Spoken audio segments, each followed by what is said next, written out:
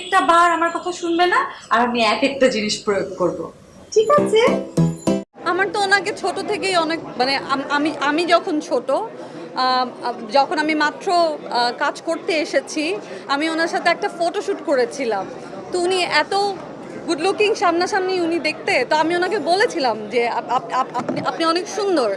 তো এক একটা সময় আমার কখনো ওনার মুভি দেখা হতো না, বাট আমি ব্যাক টু ব্যাক আমি 3বার ওনার মুভি দেখেছি এই রিসেন্ট। তো আমি ওনার ফ্যান হয়ে গেছি বিকজ বিকজ ওনার এফোর্টটা আমাকে অনেক ইন্সপায়ার করেছে। Rajkumar and Priyotoma and Rafi.